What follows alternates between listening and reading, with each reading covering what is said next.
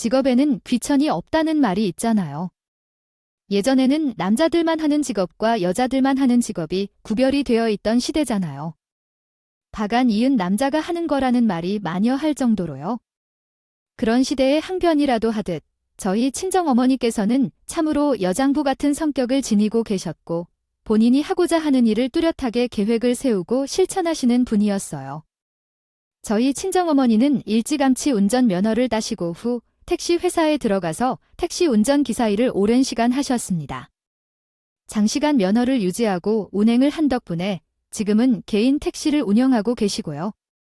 저희 아버지와는 택시 운전기사 일을 하시다가 만나서 결혼을 하셨는데 그래서 두 분 다 개인 택시를 운영하시면서 생계를 이어오고 계셨습니다. 전 어릴 때 이게 참 좋았어요. 택시를 타고 이쪽 동네에서 저쪽 동네 드라이브를 할 때마다 가슴속이 뻥 뚫리는 기분이 들어 부모님과 함께 택시를 타러 나가는 날만 손꼽아 기다리곤 했어요. 어머니가 운전을 하시는 우리 부모님은 참 멋져요. 항상 이렇게 즐겁게 택시를 타고 돌아다닐 수 있으면 좋겠어요. 나는 우리 부모님의 직업이 자랑스러워요. 학교에서 발표할 때마다 우리 부모님의 직업을 자랑스럽게 이야기해왔어요. 우리 부모님의 직업을 정말 한순간도 부끄러워하거나 숨기려고 한 적이 없었어요. 시간이 흘러 저는 직장에 다니고 연애를 하다가 결혼을 약속한 사람과 만나게 되었을 때에도 우리 부모님의 직업을 숨긴 적이 없었고 두 분 모두 정말 자랑스럽게 택시를 운전하고 계셨기 때문이었어요. 오히려 그 부분을 자랑스럽다고 생각하기도 했지만 사람들의 인식은 쉽게 바뀌지 않을 뿐더러 여자가 택시 운전을 한다는 것에 거부감을 가지는 사람들도 꽤 많다고 해요. 제 시댁 식구들이 정확히 그런 경우였어요. 제가 남편과 결혼을 약속하고 상견례를 하기로 한 날, 부모님 두 분이 각자 택시를 운전하고 오신 걸 보고 깜짝 놀라셨다고 해요.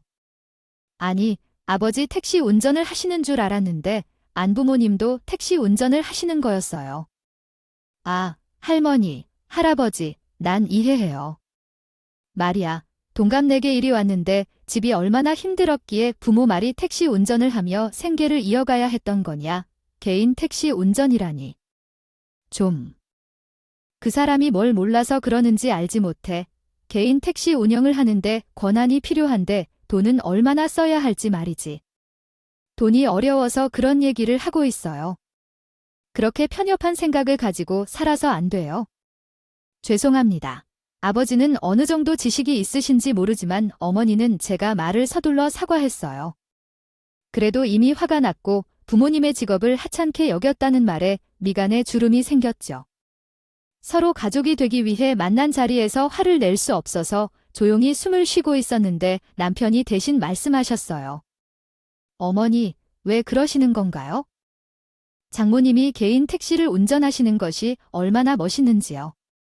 일반적으로 경력으로도 명함을 내지 못하는데 또한 엄마는 운전면허도 없으신데요. 정말 대단하십니다. 개인 택시로 운전하시는 것이 정말 멋지세요. 제 눈치를 살펴가며 우리 친정어머니를 향해 엄지손가락을 척 올려주는데 주변에서 수습을 도와주니 마음이 좀 풀렸어요. 그런데 정말 우리 시어머니는 시아버지나 남편과는 다르게 생각이 없는 건지 아니면 개념이 없는 건지 아니면 시어머니가 갑이라고 생각해서 그러는 것인지 결혼 이후 우리 친정어머니를 자신의 운전기사로 쓰고 싶어 해서 얼마나 다투고 싸웠는지 모르겠어요. 제가 할 말은 다 하는 성격이긴 했지만 그래도 다투고 싸우는 것을 좋아한 적이 없어서 소심했었어요. 아무 말 못하는 성격이었으면 우리 친정어머니만 힘들 뻔했어. 예. 다음 주에는 안 사도 뭐 하신다고 하시니 내가 이번에 모임이 있어서 경기도까지 가야 하는데 말야 지하철을 다전이 뺑뺑 돌아가서 너무 한참 걸리겠지? 나도 이제 나이가 있고 힘도 붙였으니. 아유, 안 사더니 그 택시 운전하시니까 나를 좀 데려다 줬으면 좋겠는데. 경기도 어디까지 가시는데요? 경기도는 시라서 추가 요금이 붙어요. 어머님, 거기다가 게이트 지나가야 하면 그 금액도 을 텐데. 차라리 그 돈 주고 택시 타는 게 낫지 않겠어요? 한번 자리 잡고 앉으면 편하잖아요. 어머, 아이, 무슨 가족끼리 요금을 분내 맞나? 그런 이야기를 하고 있어 돈을 받는다고 택시 운전해 가지고 돈 좀 벌어먹고 산다더니 그 수는 굴하지 않습니다. 경기도까지 가는데 얼마나 나온다고요? 아, 그냥 좀 데려다 주면 되는 거 아니니 제가 내 시어머니인데 당연히 그 정도는 해주시겠지요. 아유, 어머님, 여기서 경기도까지 왕복하는 시간과 기름값이 얼마나 드는데요? 누가 땅을 파서 장사하는 것도 아니면서 공짜로 이 동네에서 경기도 쪽으로 가요? 기름값을 더 지불해 준다고 해도 해줄까 말까 할 게 전 그러시면 어머님이 일반 택시를 불러서 타고 가세요. 저희 친정 어머님께서 얼마나 바쁘신데 제가 초장에 잘라 맞고서 그나마 덜한 거였지요. 만약 한 번이라도 태워줬으면 우리 시어머니는 하루에 한 번씩 어디론가 데려다 달라고 부탁했을 사람이었거든요. 아니, 아들 가진 게 유세인데 제가 내 시어머니라고 하면 다 이루어 주실 줄 아시나요? 아무튼 거절을 한 건 한두 번이 아니었어요. 나중에는 더 이상 부탁을 하지 않으셔도 됩니다. 아무튼 우리의 친정어머니께서 개인 택시 운전을 하고 계셨는데 차를 오래 타고 다니실 예정이라고 말씀하셨습니다.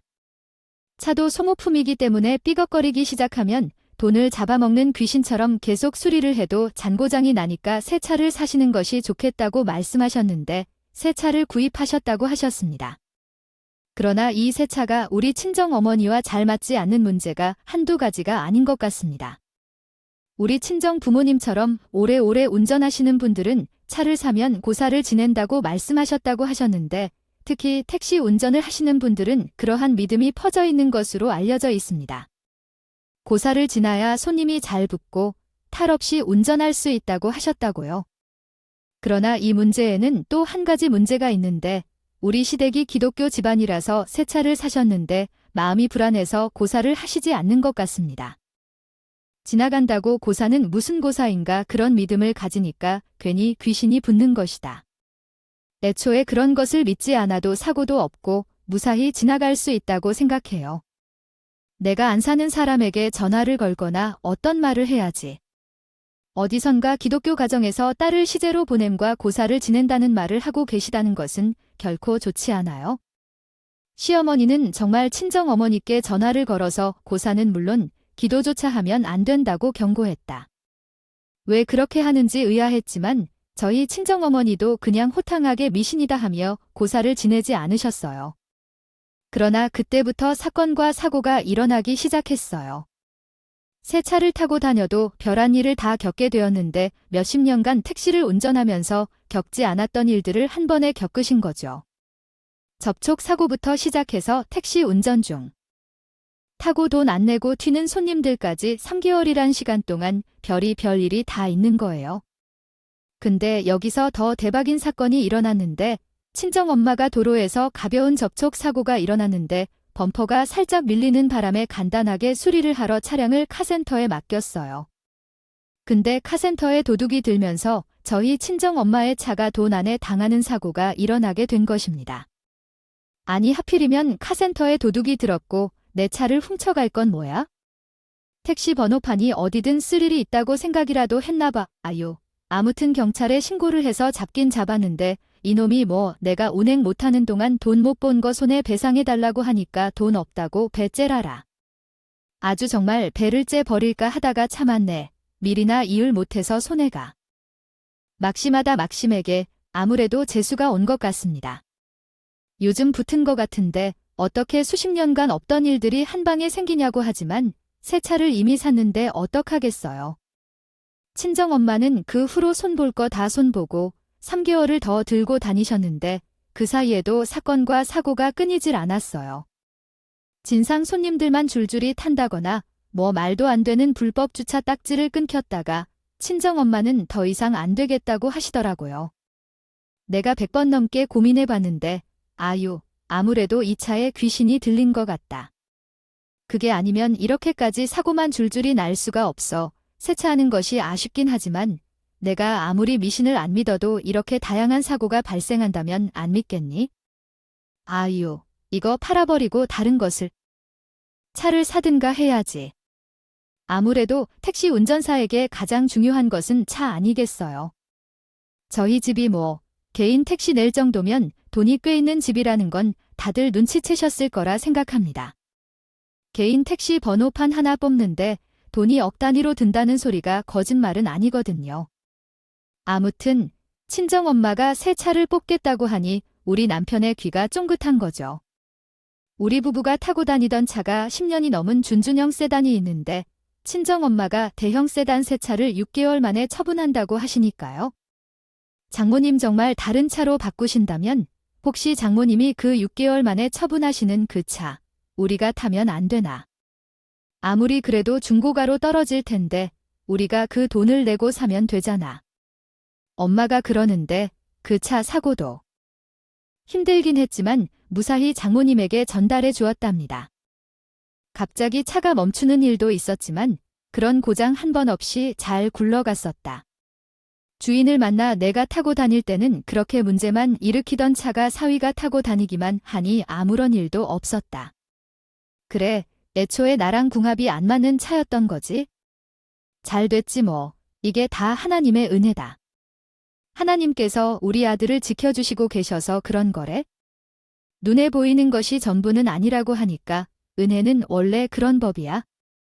친정엄마는 그렇다 쳐도 어머니는 왜 자꾸 하나님의 은혜에 대해 이야기하는지 모르겠다.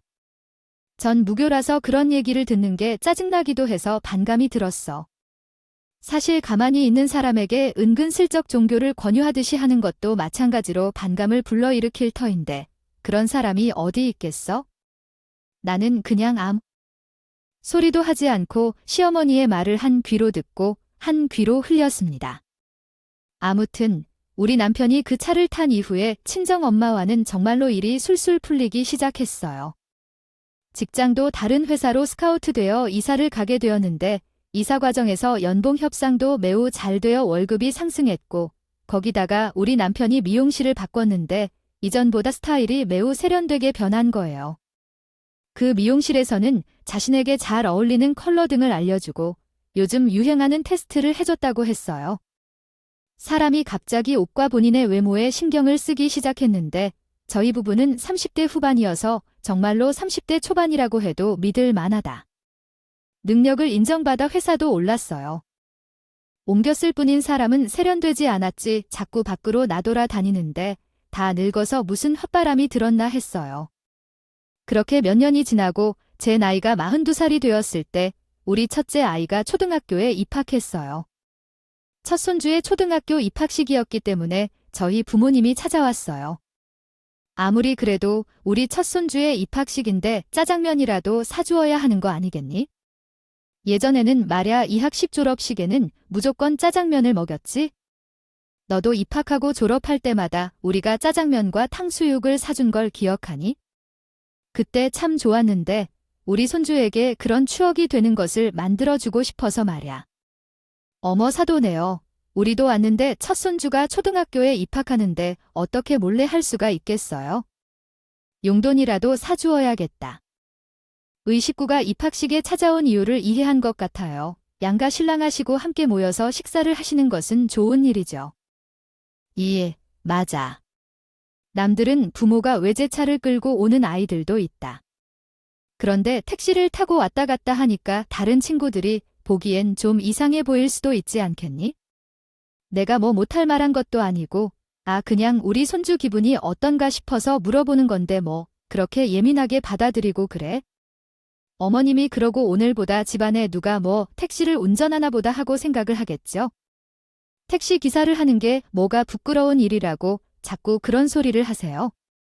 그러는 어머님은 운전면허도 없고 차도 없으시면서 자꾸 그런 식으로 말씀하시니까 저도 예민해질 수밖에 없죠. 어머니가 며느리를 무서워해서 무슨 말을 못하겠다 해. 그리고 내가 면허가 없는 걸 자꾸 틀놓고 그러는 건 왜 이래? 나는 안 따도 되는데? 그래서 우리 남편이 어디 간다면 데려다 주는데 내가 뭐 운전할 필요가 있니? 내가 필요했으면 했을 텐데 안 들었던 데에는 이유가 다 있지 않겠어요. 그래서 매번 엄마, 뭐 하시냐고 멀리 갈 때 좀 태워다 주면 안 되냐고 물어보세요. 저 같았으면 그냥 면허를 딱 했어요. 어머님은 저희 친정엄마가 택시기사 하는데 쪽팔려서 어떻게 차를 얻어 타고 다니실 생각을 하신 거예요. 그러한 발언 앞으로는 삼가 주셨으면 좋겠네요. 예의가 아니잖아요. 너 지금 내게 예의하면서 가르치는 거니 내가 정말 말을 못하겠다. 말을 못하겠어? 그냥 우리 손주의 기분이 어떠냐고 물어본 거 가지고 이렇게 죽자고 다가오면 내가 무슨 말을 하겠니? 됐다, 아이휴. 내가 정말 이 나이까지도 왜 먹고 며느리한테 구박당하다가 서러워서 살기 힘들어. 내가 무슨 말을 했다고 하나 할 때마다 마디를 했어? 내 편 없니? 여기야 속상해. 저런 말을 해놓고서 잘못한 것은 내 잘못만으로 구박당하고 있는 시어머니야? 입을 세게 거리면서 그 주둥아리 때리고 싶었어. 한 번만 제대로 때리면 입이 삑 들어갈 것 같은데 아이고 나도 오죽하지만 짜증나고 화가 나. 시어머니가 계속 자꾸 내 편이 없다고 우리 친정엄마를 택시로 못 잡아서 안 데려다 주인다고 우울하다고. 그렇다니까 몇 번씩 해야 적절히 그냥 웃으면서 넘어갈 수 있을 텐데 매번 그러니까 나도 더 화가 나. 예민하게 받아치는 거 알겠는데요. 만약에 당신이라도 어머니에게 그러지 말라고 말해줄 수 있으면 어떨까요? 우리 엄마도 민감하게 반응한다니까 아이도 그런 일에 민감하게 대응하는 걸로 예전에는 여자가 면허를 따는 게 익숙하지 않은 일이라 그런 게 아닐까 생각해요. 당신이 이해하고 지나가 줄 거면 그 시대의 사람이니 어쩔 수 없죠. 남편은 제 기분에 공감을 해주거나 해결책을 제시해주지 않고 제가 참아야 하는 부분이라고 말했어요. 된 건데 당신이 제 기분을 이해해준다면 앞으로 우리 엄마에게 그러지 말라고 하는 게 나아 보여요. 그 정도는 정상적인 대답이 아닐까요? 저한테는 무조건 이해하면서 넘어가라고 하는데 옛날 사람이니 어쩔 수 없는 거니까 참 답답하네요. 시간이 흐르면 흐를수록 처음에 신혼초에 보여줬던 자세와는 다를 수도 있어요. 달리 점점 더 무관심하고 무뎌진 사람이 되었어요. 제 편을 들어주는 건 절대로 없을 수 없는 일이었고 시어머니한테 찾아가서 그러지 말라고 옆구리를 찌르는 일도 아예 없었죠. 물론 시간이 지났으니까 그렇게 변할 수 있다고는 하지만 너무 관심이 없는 모습만 보여준다고 할까요? 저랑 부부가 아니라 남이라고 해도 그럴 거라고요. 그냥 아이들 키우는 것만 서로 공유하는 남과 다름없는 관계요. 그렇다고 아이들한테 엄청난 아빠도 아니었죠.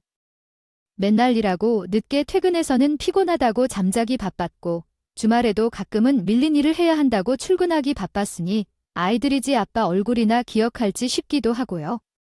그렇게 시간을 보내면서 서로에게 불만이 쌓이고 심으로 일관하던 우리 부부에게도 사건이 일어나게 되었는데요.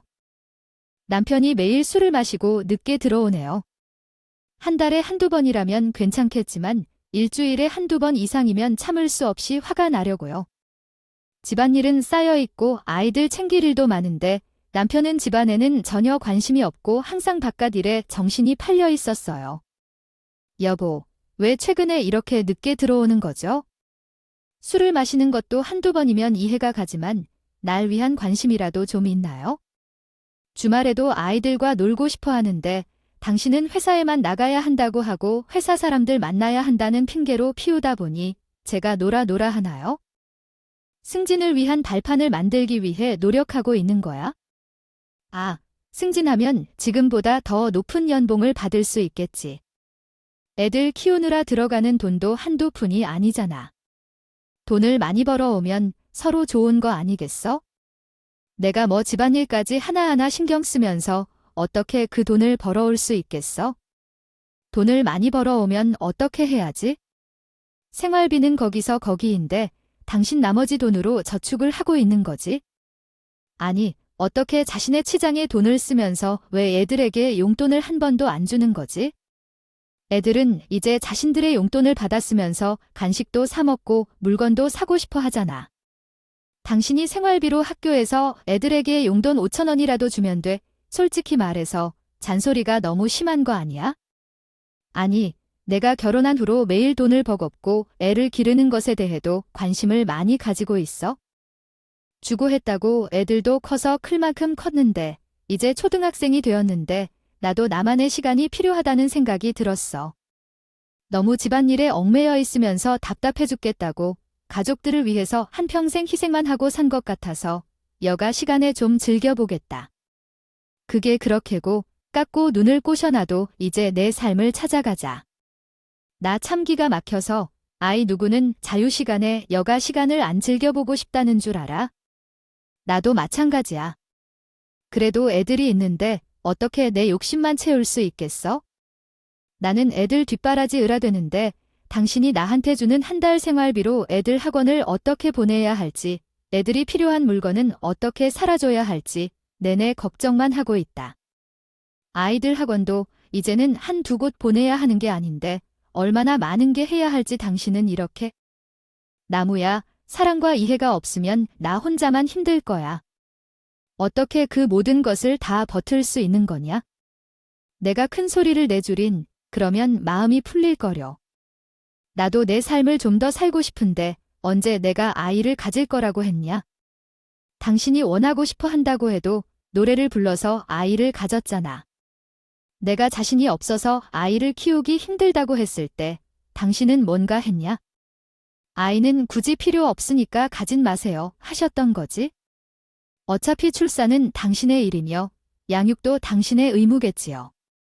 나를 설득하고 싶다며 아이를 억지로 가지고 싶어 하는 건 아니었으니 아닐까? 그랬잖아. 그렇다고 하지. 아이를 생후에 낳고 난 후 당신도 변한거려. 당신의 피를 받은 아이들을 보며 귀엽다고 이쁘다고 반하는 모습들 보며 평생 그들의 후원자가 되어 줄게라고 약속했었다고. 당신이 애들에게 절약하면서 대우하는 것을 보고 사람은 변한다고 생각했었는데 아니요. 왜 다시 원점으로 돌아왔는지요? 애들이 무슨 장난감이냐고요? 몇 년 동안 예쁘게 여기다가 지겹다며 다시 밀어내는 건 너무한 것 같아요. 처음부터 아이를 갖지 않을 거라고 말했었어요. 우려하지 마세요. 낳은 건 당신이니까요. 당신이 알아서 하라는 말이에요. 제가 지원해주겠다고 해봤자 그래도 당신이 줄인 데 와서 밀어내는 방법은 어디예요? 아이들은 장난감이 아니잖아요. 제발 이제 현실을 직시하고 밖으로 나가세요. 정말 좀 그만 좀 돌아다니지 그래요? 남편이랑 싸움 끝에 남편은 나랑 대화하려 하지 않았어요. 제가 무슨 말을 하려 할 때마다 지겹다, 지겹다 하며 피해버렸어요.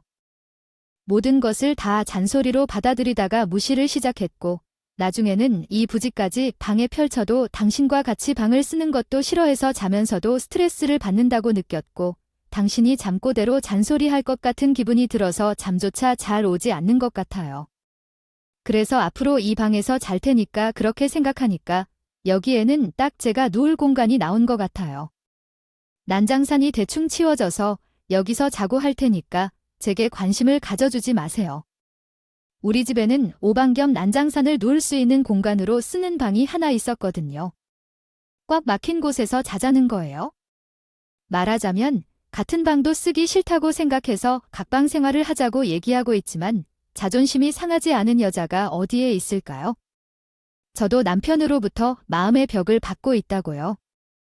다친 뒤로 우리 부부는 같은 공간에서 살고 있으나 생활을 공유하기는 하지만 대화는 전혀 하지 않고 서로를 무시하는 관계로 살아왔어요. 부부 사이가 끈끈한 것처럼 느껴질 때도 있었는데 한 번 어긋나면 끝이 없는 나락으로 떨어지곤 했거든요. 저는 속상하고 서운한 마음에 친정엄마에게도 이야기를 했고 시어머니에게도 이야기를 했었어요. 하지만 시어머니는 톡 쏘듯이 말을 하더라고요. 서의를 지키며 너희 탓이 크긴 하지만 우리 아들이 많은 스트레스를 받았다면 그 부분을 어떻게 개선하겠다는 말을 해봐야지 내 마음이 아프고 죽겠다. 우리 아들이 어떤 취급을 받았는지 그것은 확실하다. 이야, 솔직히 말해 너무 잔소리를 하냐. 응, 나도 너랑은 못 살겠다. 이렇게 하며 말하는 거야? 마디가 돌아오는데 어떻게 버텨야 할지 모르겠어요. 애가 2살이 돼서 이혼하기를 결정했는데 이제 와서 늦은 것 같아요. 내가 여자라서 한번 굽히고 들어가서 빌어보라고. 서글서글하게 다가가면 누가 싫어하겠지? 시어머니는 나에게 무조건 남편에게 좋아하라고 저주를 내리셨어요. 친정엄마는 내 이야기를 다 들으시고 아무 말도 안 하시더라고요. 그냥 남자들이 다 그렇게 하는 거라고 말했어요. 정말 내 잘못인 걸까 싶을 정도로 내가 서운하다고 느꼈어요. 친정도 있고 시댁도 있고 전부 내 탓인 것 같아요. 제 편은 받아주지 않는 것 같아서 그렇게 남자처럼 살게 된 지 1년이 지나고 사건이 터졌어요. 남편과 마주칠 때 대화할 마음이 겨우 나오더군요. 집에서 우리는 서로 다른 방에 틀어박혀서 말조차 하지 않는 사이가 되었어요. 이제 정말 부부 사이가 많이 편해지려는 정도로 둘이 남게 되면 어색한 공기가 흐르게 되었어요. 그런데 우리 친정엄마께서 택시를 잘 관통하시던 중 큰 사고를 당하게 되었어요. 뒤에서 휴대폰을 보고 있던 대형 차량이 친정엄마의 택시에 충돌하여 차체가 심하게 구겨지는 사고가 발생했어요. 친정엄마는 즉시 119에 실려가셨고 이것저것 검사 후 엉치뼈에 골절이 발생했다는 판정을 받았어요. 심하게 부러지거나 수술이 필요하지는 않았지만 엉치뼈 손상이라서 일단 움직이면 안 되고 절대 가만히 있어야 했어요. 금속이 골로 고정될 때까지는 일도 할 수 없었고 누워만 있어야 했어요. 병원 비용도 만만치 않게 들 것 같아요. 일단 제가 나서서 병간을 시작했는데 애들이 있으니까 또 애들도 챙겨야 하잖아요. 여보, 내가 평일에는 간병인을 좀 쓰고 주말에는 직접 병원에 가서 엄마를 챙겨야 할 것 같아. 그러니까 주말만이라도 당신이 애들을 좀 챙겨줬으면 좋겠어. 엄마가 태어나실 때까지만 부탁할게. 지금 우리 엄마 누워있어야 해서 내가 병수발 다 들어야 해서 애들을 데리고 병원에 가면 정신없어 할 것도 없고. 아니, 주말에는 일하는 간병인이 왜 없어? 간병인을 쓸 거면 주말까지 쓰는 게 나을 텐데. 왜 주말에는 당신이 직접 가서 병시 중을 들겠다는 거야? 아, 내가 어떻게 주말에 애들을 챙겨놔도 할 일이 밀려있는 사람인데 주말에만 일하는 간병인 있나 한번 찾아봐봐. 주말에 일하는 간병인도 있지. 근데 주말에는 수당이 더 비싸던데 돈이요. 얼마나 간병하는 게 주말까지? 아, 그냥 내가 하는 게 나을 것 같아. 공상이며 요물이다. 차라리 사람을 쓰는 게 나을 것 같아. 직접 손으로 다 하는 것이라고 전문적인 간병인이 하는 이유가 뭔데? 간병인의 노하우가 있기 때문 아니야. 당신이 할 줄 아는 게 뭐가 있는지 알고 거기서 짐이 되지 않게끔 하라. 차라리 간병인을 고용해. 그러면 나한테 200만 원만 주면 돼. 간병인을 고용해서 원비를 내주면서 그런 소리를 하면 몰라. 200만 원. 200만 원이 누구네 집 이름이야? 우리 한 달 생활비는 얼마나 들지? 200만 원을 내달라고 그러더니. 아이, 그럼 나한테 어떻게 하라고 하는 거야? 당신이 주말에 아이도 안 챙겨주겠다고 말을 하는데 내가 애들을 데리고 병원에 가서 돌아와야 해. 1시간도 가만히 있지 못하고. 뛰어다니는 애들을 병원에 데리고 가다가 무슨 일을 당할 것 같아요. 게다가 애들이 주말에도 학교 숙제를 해야 하는데 시간이 어디 있어서 병원을 데리고 가냐고. 당신이 애들을 돌봐줄 거 아니면 나한테 간병인 비용을 주던가 둘 중에 하나를 선택해. 진짜 이제는 내가 돈 주러 가야 하나? 달라고 말을 하는 거야? 야, 너희 엄마는 택시기사에서 돈을 못 벌었다니까? 나이가 70이 넘도록 푼돈이나 없어서 자식한테 200만 원을 달라고 말을 하는 건데. 그리고 그 나이가 됐으면 이제는 택시 운전을 그만두어야 하는 거 아니냐? 솔직히 말해봐. 애 뒤에서 들이 박힌 게 아니고 노후연금 내내 받으면서 들인 걸 분납해서 들인 거 아니냐? 그럼 보험 처리 못하고 나한테 돈을 달라는 게 아니냐? 간병인 한 분에게 200만 원씩이나 주게 되면 어떡하냐고. 내가 간병인 비용을 알아보지 않았으니 그런 소리도 쉽게 하는 거지. 그리고 너 지금 우리 엄마를 무시하니 우리 엄마 우리보다 부자거나 이러겠죠? 엄마가 아파서 정신이 없으니까 내가 나서서 처리하는 거 아니야? 아이고, 나보다 부자라고 그럼 뭐해? 나한테 200만 원 달라고 말로만 부자 행사하고 지금은 쫄딱 망한 거 아니냐? 엉치뼈 다치셨다고 그랬지. 최소 몇 개월 동안은 앉기도 힘들어서 택시 운전 못 하시겠네. 장인은 혼자 벌어서 어떻게 생활하시겠냐? 요즘 택시 사업이 정말 망했다던데. 지금 고작 200만 원 가지고 이런 소리를 들어야 해. 자식이 병원비를 보태줄 수도 있는 거지. 당신은 시어머니나 시아버지가 다치셨다고 해도 돈을 안 내놓고 모른 척할 각심이야. 아니잖아. 돈이 있다 하더라도 자식들한테 도와주는 게 당연한 거 아닙니까? 입장으로서 해드리고 싶은 마음이 드는 것이 당연한 거 아니야. 글쎄, 모르겠네. 돈이 있는데 왜 자식한테 빌붙어? 솔직히 말해서 너희 집 이제 쩔 없지? 개털이 이제 아휴. 이를 어쩌냐. 내가 이제 장인 장모 생활까지 신경 써야 하는 건 아니겠지? 그럴 거면 우리 그냥 이혼하자. 솔직히 나도 벌 만큼 벌긴 하지만 장인 생활까지 챙기면서 알고 싶지는 않거든. 그럼 내가 너무 억울하잖아. 삐 빠지게 일해서 처가에 돈 다 아파주면 이혼이라는 말이 그렇게 쉽게 나와. 내가 진짜 어이가 없어서 너 진짜 무슨 딴 주머니라고 찾니? 내가 말을 안 해서 그렇지? 요즘은 집에도 안 들어오는 날이 있더라. 내가 안 보는 척하면서 다 확인하고 있어?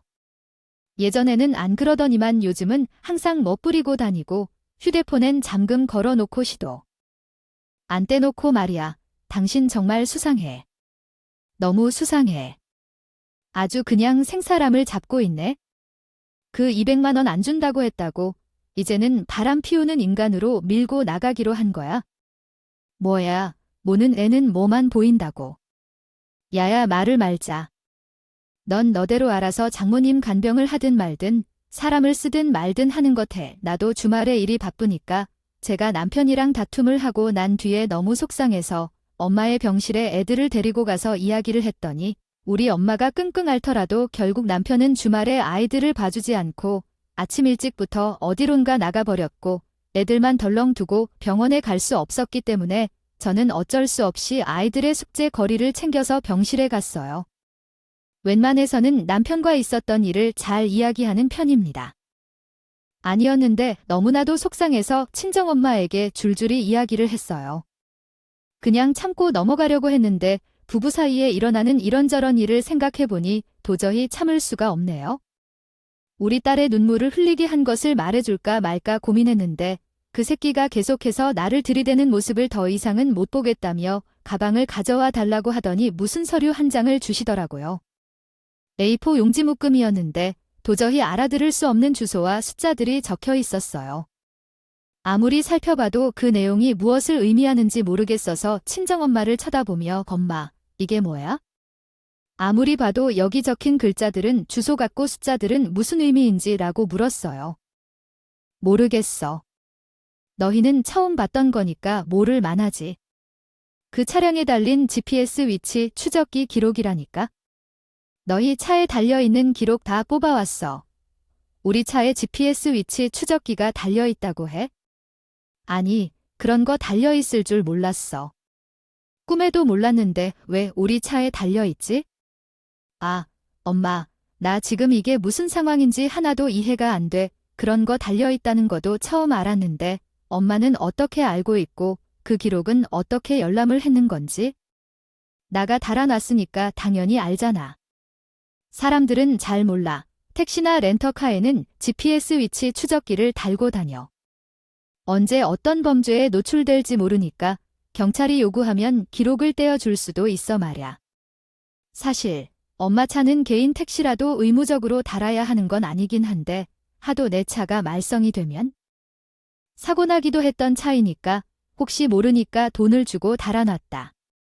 그때 마지막으로 접촉사고를 당한 후에 수리센터에 갔을 때 거기서 달아달라고 부탁해서 달았었는데 그 차를 사위가 사가기 전에 그 추적기를 제거하지 않고 우리 남편이 꿈에도 모르고 타고 다녔다는 이야기야.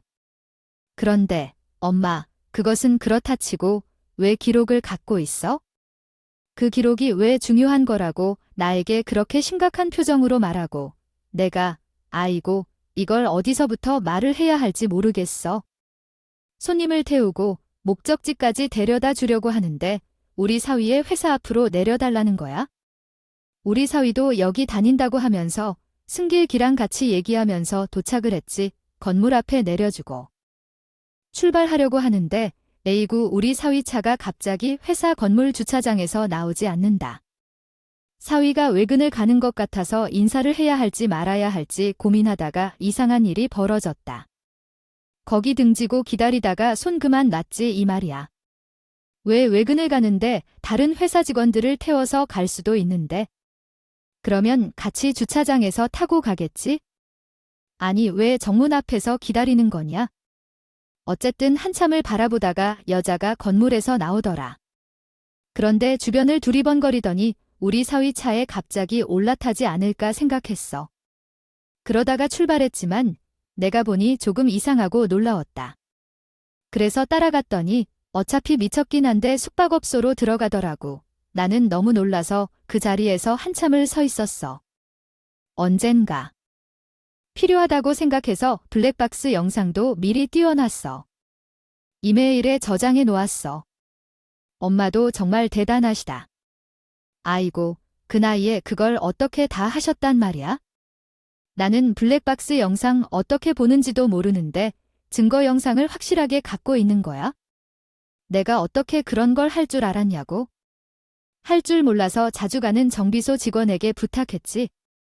내 사위의 불륜 현장을 직접 목격했는데 어지러워 손발이 떨리던지. 블랙박스 영상을 따오면서도 얼마나 부끄러웠는지 모르겠어.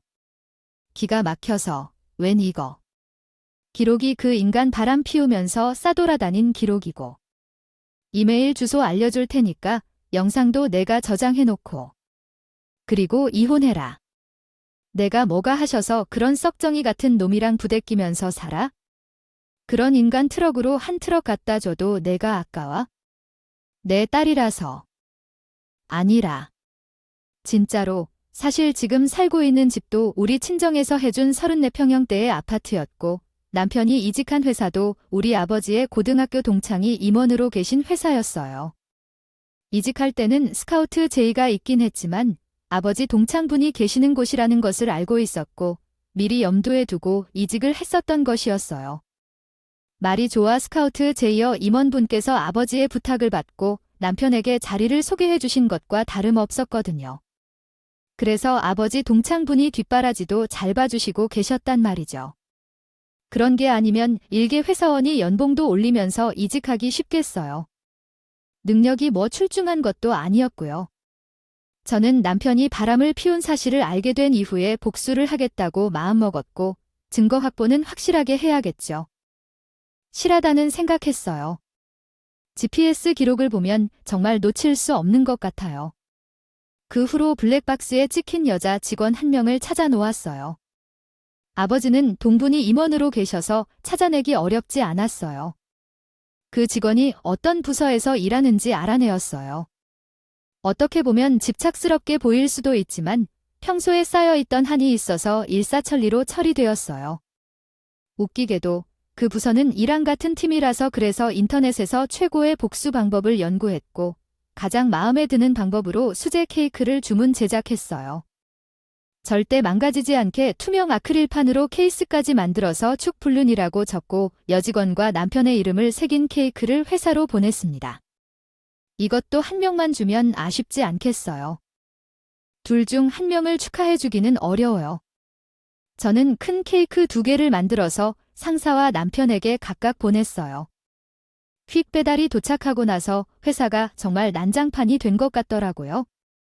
퀵 배달 기사에게 미리 상황을 설명하고 케이크를 전달한 후에 전화해 달라고 했거든요. 제가 회사 1층에서 기다리고 있는데 퀵 배달 기사로부터 연락을 받았어요. 아, 제가 케이크 전달할 때 케이크를 던지려고 하는 것을 봤어요. 아크릴판에 고정이 되어 있어서 망가지지 않았는데 빨리 올라가 보세요라고 하길래 서둘러 남편 부서로 올라갔더니 남편이 화를 내며 소란을 피우고 있었어요. 아니, 어떤 놈이 이런 해코장을 하고 있어? 내가 어떤 사이라고? 팀에 있는 여직원과 뭘 엉는 거냐, 정말로. 누가 뭐를 보고 왜 그러는지 모르겠지만 업무상의 대화를 나누었을 뿐인데 불륜이라니 이게 무슨 소리인지 알 수 없어서 그래요. 누가 그런 말을 했습니까? 지금이라도 솔직하게 말하고 사과한다면 그냥 넘어가겠습니다. 넘어가기엔 무슨 소용이겠어요. 제가 결코 그렇게 넘어가지 않을 거예요. 그 장난 아니에요. 사실 나한테 친 거라고요. 하지만 장난이 아니라고요. 사실이잖아요. 당신이 왜 그런 행동을 하는 것을 장난으로 치부하려 하고 그냥 넘어가려고 하는지 이해할 수 없어요? 다 알고 있는데 제 남편 뒤에서 말을 들었으니까 남편은 뒤를 돌아보고 제 얼굴을 보자마자 놀라더라고요. 그 얼굴이 어떤 모습인지 혼자 보기 아까웠다니까요. 남편은 조용한 회사에서 큰 소리를 치지 못하니까 자꾸 밖으로 쟤를 데리고 나가려고 해요. 하더라도 제가 순순히 나가겠어요. 일부러 망신 주려고 케이크까지 주문 제작해서 보냈는데 이대로 그냥 넘어갈 수 없죠. 온 동네방네 회사 사람들이 다 알아서 손가락질을 당해야 속이 시원하지 않겠죠. 저는 회사 바닥에 그냥 대자로 누워버리고 말았어요. 야야, 너 미쳤어. 이거 명예훼손이고 내가 고소 못할 것 같아. 와이프한테도 충분히 고소할 수 있거든. 이쯤에서 적당히 하자. 장난도 장난다워야지. 장난 아니라고 이미 말했는데 내 말은 왜 들은 척도 안 하니? 사실적으로 명예의 손 잘 알겠어. 어차피 불륜을 적어. 거짓말은 아니잖아. 너네 사랑 떳떳하게 하라고 보내봤어. 세기말 사랑을 하고 있는데 이왕이면 많은 사람들이 축하해주면 좋을 텐데. 나는 너랑 이혼할 거니까 이제 그 여자 간의 마누라 자리. 찾지 않아도 와 저 상황 요소가 있는데 내가 도둑놈이군. 근데 어떡해. 사람들이 축하보다는 손가락질을 더 많이 하겠다. 보자 하니까 진짜야? 너 진짜 미쳤어. 뒷감당을 어떻게 하려고 이런 짓을 해? 이런 식으로 내 평판을 떨어뜨리면 너만 힘들어지는 거야? 내가 감봉이라도 당하면 어쩔 건데? 너 생활비 괜찮을 거란 생각이야? 어머, 내 생활비까지 걱정해 주는 거야? 나는 너랑 이혼하고 상가녀한테 질을 두둑하게 뜯어내서 내 아이들 잘 키우면서 살 건데. 나 친정이 빵빵해. 내가 나이가 70이 되고 200만 원도 없느냐고 무시할 친정이 아니다. 택시 운전하는 게 얼마나 대단한데 내가 주는 생활비 그게 얼마나 되는지 기대하고 있네. 그래. 잘 알겠고 친구도 없이 이런 유언비와 터트리면 너 벌금 3개 나올걸. 도대체 어디서 이런 장난질을 해, 너? 증거 있어? 증거도 없으면서 다짜고짜 사람을 심하게 공격하는 거 아주 우습고 불쾌하다. 너, 내가 명예를 손으로 아주 제대로 물릴 거니? 딱 기다려. 왜 없어 있지? 그 내가 여기 ESB 증거 영상 담아왔는데 너희들이 당당하게 같은 차 타고 모텔 들어가는 거 어디? 한번 재생해볼까? 아, 이것도 있다. GPS 위치 추적 기록이래. 너 지금 내 위치 추적을 했다고? 이건 불법이야. 당당하게 불법을 저지르고 나한테 책임을 떠넘기려고 해. 야, 너 진짜 사람이 아니야? 게다가 남편을 의심해서 그런 짓을 할 수가 있냐? 이렇게 신뢰가 없는데 너랑 결혼 생활을 유지한 게 후회돼. 불법 운운하는 거 보니까? 웃기지는 않지만 불륜을 저지르는 것은 합법적이라는 위치를 추적하는 것이라고 말이야. 나도 그런 줄 알았는데 택시는 합법적이라고 하더라. 내가 타던 차는 원래 우리 엄마가 타던 택시였답니다. 거의 공짜로 다른 것 없이 가져간 그 차에는 원래 그겨있던 것을 제거하지 않은 것은 네 탓이지. 그 기록을 열람한 것이 불법이라고 하겠는가? 아닐 거야. 남편은 제 반박에 아무것도 말하지 못하고 부끄러워하며 만 회사 사람들이 수근수근 거릴 때 어떻게 해야 할지 모르겠다고 말했어요. 다들 의도적으로 그러는 것인지 무엇인지 남편과 나에게 들려줄 것 같아요. 남편을 욕하는데 저는 사람들 앞에서 남편의 모습이 정말 창피했어요. 옆에 있던 한 여자도 머리도 들지 못하고 있습니다. 그렇다면 자신들은 얼마나 옳고 바르고 당당한가. 고개를 빠뜨리게 들어서 그 자리에서 쐐기를 박았어. 이 서류는 언제 제출할 생각이니? 나한테 위자료는 어느 정도 주실 수 있겠어? 아, 나 상간녀 소송도 해서 그 여자 이름 옆에 상간녀라는 라벨을 붙이려고 할 거야. 아주 어린 나이에 불륜을 저지르다 상간녀 라벨까지 붙이고 참 좋은 인생이죠. 잘못했어요. 전 그저 순수한 마음뿐이었어요. 차장님이 승진시켜줄게라고 속여서 몇 번 데이트하는 게 끝이라고 하더니 데이트만 해주면 회사 프로젝트에 이름도 넣어준다고 했지요. 그 성과면 월급도 높을 거라고 말했습니다. 근데 진짜 차장님이 속여서 넘어간 거야? 제가 먼저 속였다는 건 아니에요. 항변하겠다는 건 말했었지만 솔직히 손뼉을 맞아야겠다고 생각하네요. 소리관 하는 법 아니겠어요. 지도 어찌 되었다 해도 바라는 게 있었다 하던 말이든 아니든 남편과 그러한 관계를 유지한 것은 맞죠. 이건 궤변이라고 생각했었어요. 근데 그 말을 누가 들었느냐 하면 제가 회사에서 소란을 일으키겠다고 미리 아버지의 고등학교 동창분에게 말해 놓았거든요. 경찰이 오면 좀 문제가 생길 수도 있으니까요. 그 말에 궁금해하는 아버지의 동창 아저씨가 듣고 더 난리가 난 거였어요. 아, 지금 인사팀도 아닌데 인사 행세를 하면서 승진을 빌미로 어린 여자를 꼬신 거야? 내가 진짜 황당해서 40년 가까이 원래 회사에서 일한 적이 있지만 이런 일은 처음이었어요. 진짜 미친놈 아니야. 아니 저런 인간을 어떻게 차장 자리에 앉혀서 일을 시키고 있어? 당장 해고시키고 어디 들어갈지 생각하던지 이러한 행동은 유분수지.